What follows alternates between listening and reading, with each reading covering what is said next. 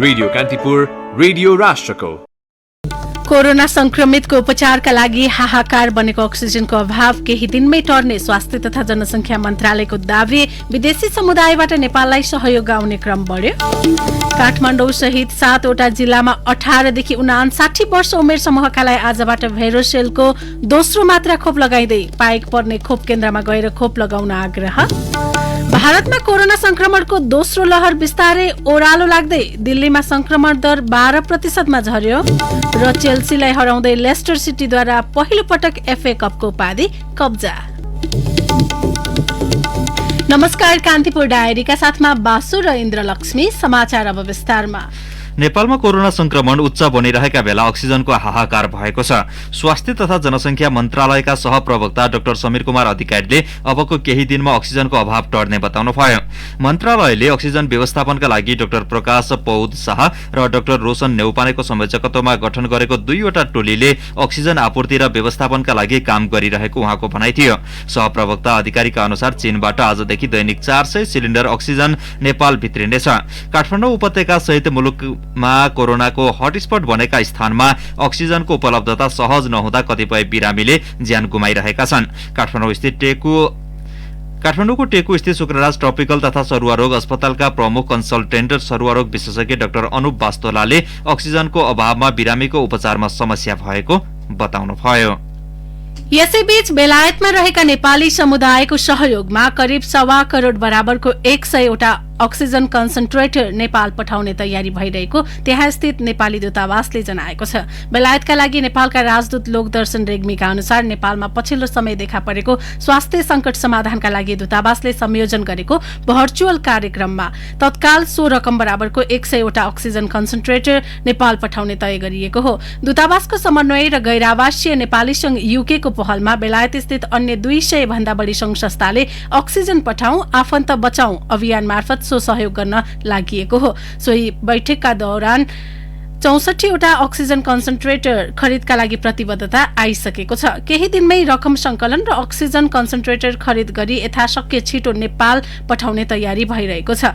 यसअघि हिजो मात्रै गैर-आवासीय नेपाली संघ ओमानको सक्रियतामा 560 वटा अक्सिजन सिलिन्डर नेपाल ल्याइएको छ। ती सिलिन्डर आज बिहान 11 बजे स्वास्थ्य मन्त्रालयलाई हस्तान्तरण गरिने संघका प्रवक्ता डीबी छेत्रीले जानकारी दिनुभयो।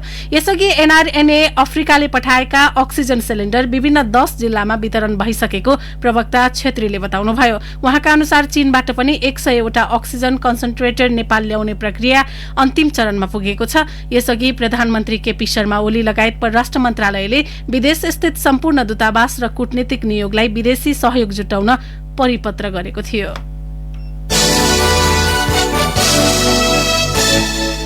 चीनले अनुदानमा दिएको कोरोना संक्रमण विरुद्धको भेरोसेल खोपको दोस्रो मात्राको अभियान आजबाट शुरू हुँदैछ। आगामी 11 गतेसम्म बिहान 10 देखि 4 बजेसम्म सो खोप अभियान शुरू हुने स्वास्थ्य तथा जनसंख्या मन्त्रालयले जनाएको छ। काठमाडौँ, ललितपुर, भक्तपुर, नुवाकोट, रसुवा, सिन्धुपाल्चोक तथा काभ्रेपलाञ्चोक जिल्लामा आफूलाई पाइक पर्ने स्थानमा खोप लगाउन सकिने स्वास्थ्य सेवा विभागका खोप शाखा प्रमुख झलक गौतमले बताउनु भयो। यस्तै चैत 25 गतेदेखि वैशाख 15 गतेसम्म पहिलो चरण अन्तर्गत खोप लगाएकालाई आजबाट दोस्रो मात्रा दिन लागि हो। चैत 25, 26, 27 र 28 गते खोप लगाएकाले आज, चैत 29 र 30 गते लगाएकाका लागि भोलि, चैत 31 र वैशाख 2 गते खोप लगाएकाका लागि पर्सि मंगलबार, वैशाख 3 र 4 गते पहिलो मात्रा लगाएकाका लागि आगामी बुधबार, वैशाख 5 र 6 गते खोप लगाएकाका लागि बिहिबार, वैशाख 7, 8 र 9 तथा 10 गते खोप लगाएकाका लागि शुक्रबार, 11 र 12 गते खोप लगाएकाका लागि शनिबार, 13 गते खोप लगाएकाहरूले आगामी शनिबार, 14 गते खोप लगाएकाहरूले यही जेठ 10 गते तथा 15 गते लगाएकाहरूका लागि 11 गते खोप लगाइने मन्त्रालयको कार्यतालिका छ। चीनबाट प्राप्त 8 लाख डोज खोप मध्ये पहिलो चरणको अभियानमा करिब 2,90,000 जना सहभागी भएका छन्। भेरोसेल खोपको दोस्रो अभियान सम्पन्न भए पश्चात थप 50,000 अन्यलाई थप खोप लगाउन मौजात रहने डाक्टर गौतमको भनाइ छ। पहिलो मात्रा लगाएको 21 देखि 28 दिन भित्रमा सो खोपमा दोस्रो मात्रा लगाउनु पर्ने प्रावधान छ। तथापि केही चिकित्सकीय प्रावधानका बावजुद खोप लगाउन केही समय थप घट भए त्यसको प्रभावकारितामा ह्रास नआउने डाक्टर गौतमको भनाइ छ।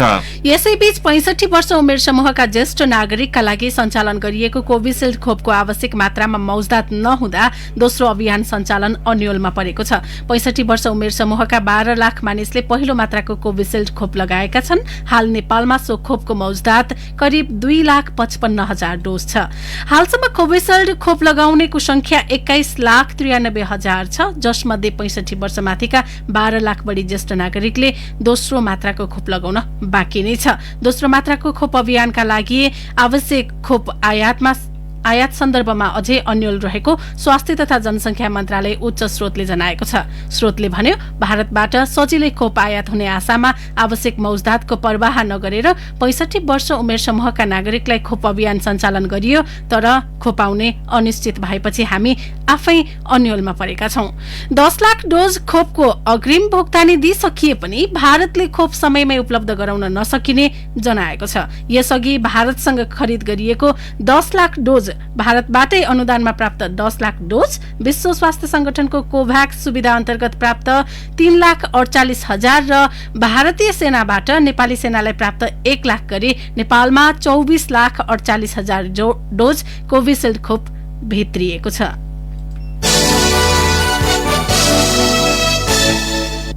कोरोना संक्रमणका कारण थप 19 जनाको मृत्यु भएको छ। संक्रमणका कारण विराटनगरमा 9 जना, 7 जनाको बाँकेमा र 3 जनाको रूपन्देहीमा मृत्यु भएको हो। विराटनगर स्थित कोशी अस्पतालको कोभिड-19 उपचार केन्द्र, नोबेल अस्पताल र विराट मेडिकल सेक्सन अस्पतालमा गएराती यता 9 जना कोरोना संक्रमितको मृत्यु भएको छ। विराटनगर 1 की 34 वर्षीय महिला, विराटनगर 14 का 68 वर्षीय पुरुष, सुनवर्सी 3 का 53 वर्षीय पुरुषको उपचारका क्रममा मृत्यु भएको उपचार केन्द्रका सूचना अधिकारी अनुपम राजवंशीले जानकारी दिनुभयो। यस्तै विराटनगर महानगर 4 का 52 वर्षीय पुरुष, सुन्दर हरैजा 9 का 60 वर्षीय महिला, सिराहाको सिराहा नगरपालिका 6 का 62 वर्षीय पुरुष र सिराहा 7 का 69 वर्षीय पुरुषको उपचारका क्रममा मृत्यु भएको नोबेल अस्पतालका प्रबन्धक नारायण दाहालले बताउनुभयो।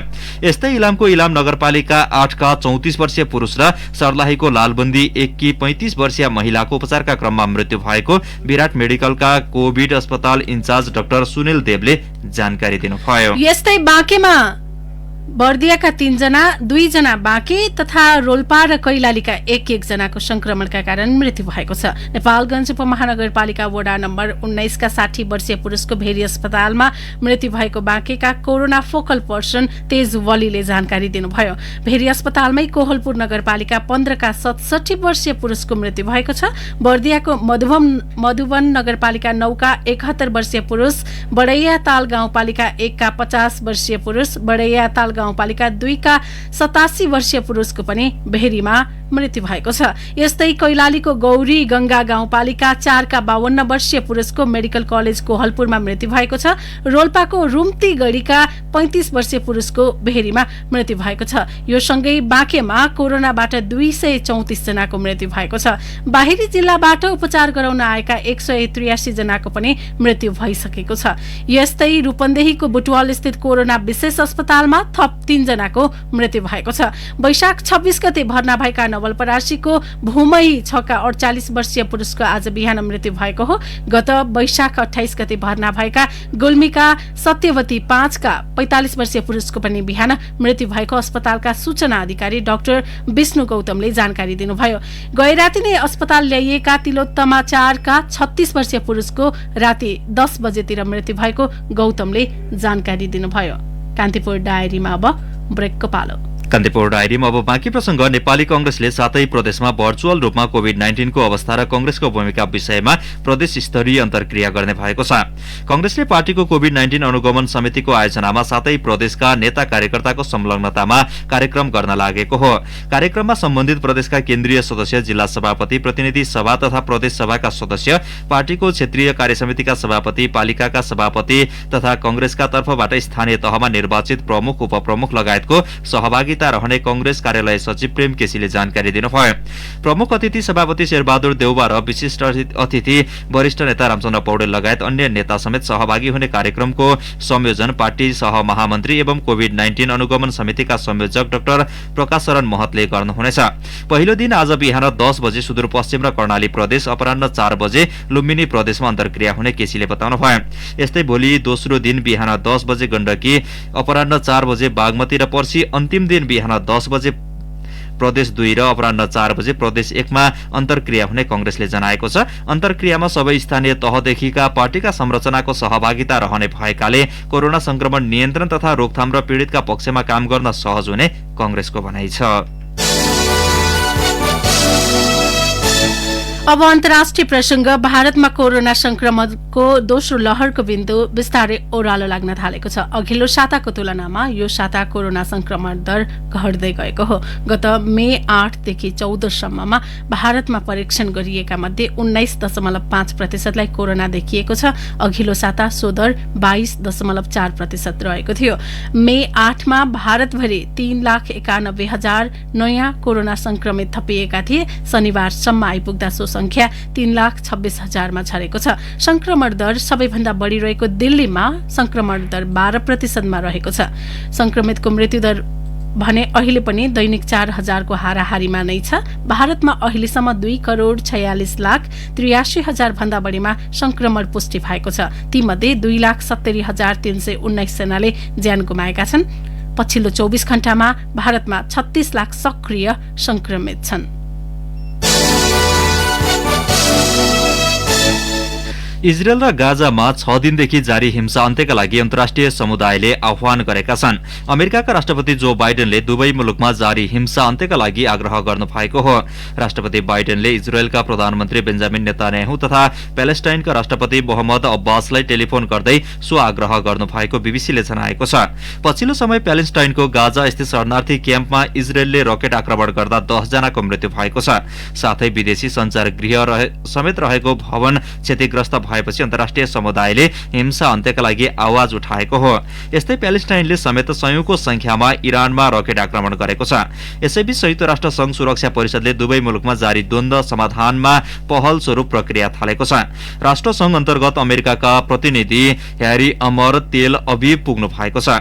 इजरायल तथा प्यालेस्टाइनमा द्वन्द्वको निवारण सम्बन्धमा उहाँले छलफल गर्ने बताइएको छ। गत सोमबारदेखि भड्किएको हिंसाका कारण गाजामा सैनिक सहित 145 जनाको मृत्यु भएको प्यालेस्टाइनले जनाएको छ, जसमध्ये 41 जना बालबालिका रहेको जनाइएको छ। यस्तै इजरायलले 2 जना बालबालिका सहित 10 जनाको मृत्यु भएको जनाएको छ।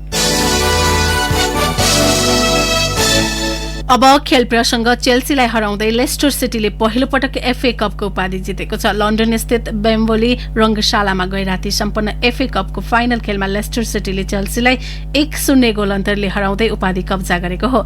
लेस्टर सिटीले क्लब इतिहासको 137 वर्षमा पहिलो पल्ट एफए कप जितेको हो। बेल्जियमका योरी टेलेमन्सले 63औं मिनेटमा गरेको गोल नै निर्णायक बन्यो। कोरोना भाइरस संक्रमण महामारीको 14 महिना यता इंग्लिश खेलकुदमा सबैभन्दा बढी 21,000 दर्शकको उपस्थिति रहेको थियो। यसअघि सन् 1997 देखि 98 ताका भएको न्यूक्यासलसँगको खेलमा हार बेहोरेको चेल्सीले लामो समय पश्चात लेस्टर सिटीसँग पराजित हुनु परेको हो।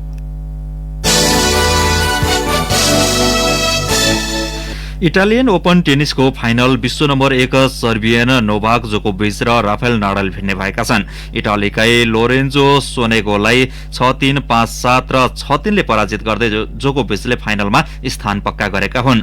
दोस्रो सेटको टाई ब्रेकमा 3-0 ले अघि रहे पनि जोकोभिचले 5-7 ले सोनेगोलाई सेट सुम्पिएका थिए। सो सेट 1.5 घण्टासम्म चलेको थियो। जोकोभिचले इटालियन ओपनको फाइनलमा नाडालसँग भिड्न लागेको यो 6औं पटक हो। यस्तै नाडालले अमेरिकी रेली ओपेल्कालाई 6-4 र 6-4 ले हराउँदै फाइनलमा स्थान पक्का गरे। पहिलो सेटमा 1-2 ले पछि परेका नाडालले 4 वटा ब्रेक पोइन्ट बचाएर सेट जितेका थिए। नाडालले इटालियन ओपनको टाइटल 9 पटक जितेका छन्। हौस् त यिनै प्रसंगसँगै कान्तिपुर डायरीको यो बुलेटिन यही सकिन्छ। बासु र इन्द्रलक्ष्मी बिदा हुन्छौं। नमस्कार।